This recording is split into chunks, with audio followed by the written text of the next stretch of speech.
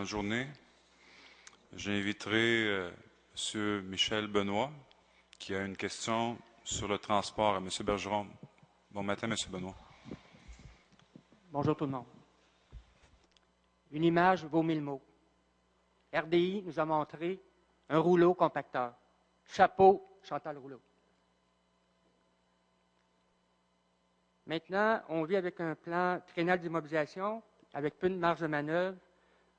Parfois, il y a des mauvaises surprises. Par exemple, affaiblissement d'une infrastructure ou d'apprendre que les vélos Bixi, pour le marché américain, s'il y a des subventions du ministère des Transports fédéral, devront être construits aux États-Unis.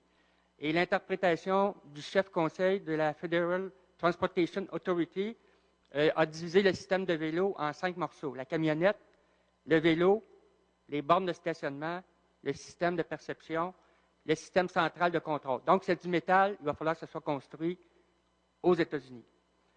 Alice Cohen, la seule cliente derrière Bixi, elle s'est négocié un marché exclusif pour les vélos avec une commission de 1 000 $ par vélo, sachant qu'aux États-Unis, il y avait le Buy America Act.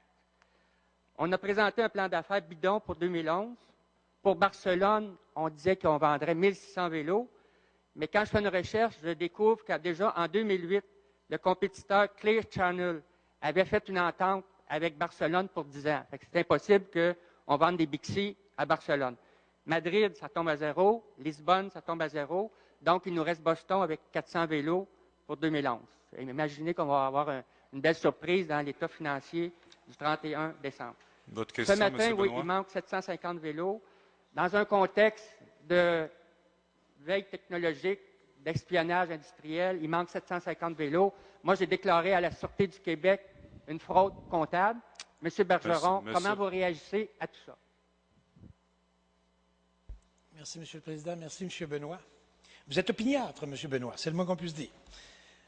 Comme vous le savez, au dernier conseil, ma formation politique a présenté une motion visant à ce que soient expliqués les 37 millions de dettes que nous avons endossées, que les contribuables montréalais ont endossé le printemps dernier. Et cette explication, selon nous, doit passer par le dépôt des contrats entre Bixi, le fabricant de vélos, le fabricant de bornes, tous ces contrats qui ont conduit à cette dette de 37 millions. Malheureusement, le parti d'en face et l'opposition officielle ont voté contre. Ils veulent que ça demeure secret. Ils veulent que les Montréalais ne sachent pas pourquoi ils ont payé 37 millions de dollars jusqu'ici, qu'il va bien falloir passer au compte des pertes tôt ou tard. Et on ne sait pas non plus ce que rapportent les nouveaux contrats. Alors, on est dans un nuage où on ne sait pas trop où on va. Alors, je vous félicite pour votre opiniâtreté à documenter. Je ne peux que vous dire ce que vous disait la chef de l'opposition le mois dernier, la semaine dernière, c'est-à-dire acheminer au vérificateur général tout ce que vous trouvez. Mais sachez que quand viendra le temps de prendre une décision en ce conseil, tout le monde a peur en face et à côté. Ils ne veulent pas savoir où passe l'argent de Bixi. Merci. Question complémentaire sans préambule, M. Benoît. Oui, c'est sûr qu'on peut faire une petite recherche. On a juste besoin de savoir le nombre de vélos qui ont été livrés dans chaque ville. La Sûreté du Québec attend après ça pour continuer son dossier. J'ai demandé à M. Tremblay la semaine dernière qu'il dévoile le nombre de vélos livrés d'ici le 7 octobre. D'accord. La question. question? Donc, la Sûreté du Québec attend ça. La question? M. Bergeron, Oui. est-ce que vous souhaitez, comme en mai dernier, que M.